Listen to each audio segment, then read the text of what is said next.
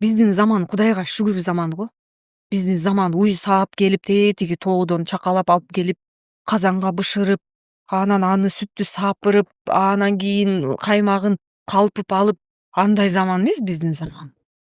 Биздин заман нур заман деп айтам да мен. Биздин заман баары бар заман. Анан сиз айткандай мен көнгөн жокмун. Заманым мени эркелетти. Заманым мени көкөлөттү. Ар дайым айтам, тамак үчүн эч качан проблема кылбагыла деп айтам. Тамакты сатып алса болот.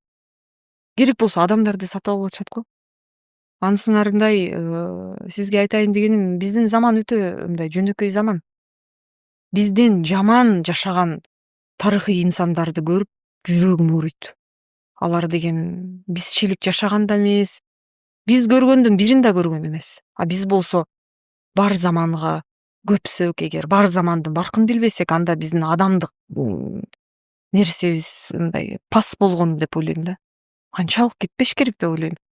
Көп учурда айтып атпаймынбы, мындай кичине Кудайга тобокелчилик кылып, Кудайга жалынып, жалбарып айланайын, Кудай берген жашоого ыраазы болуп жашаш керек. Албетте калганын өзүң гүлдөтүп алсаң болот.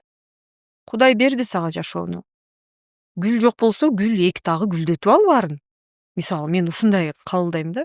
Ар кимдин өзүнүн деңгээлине жараша мындай опурталдуулугу бар го, бирок байкашымча биздин заманда мындай баардык нерсе бар заман. Мен аябай Кудайга ыраазы болом кээде.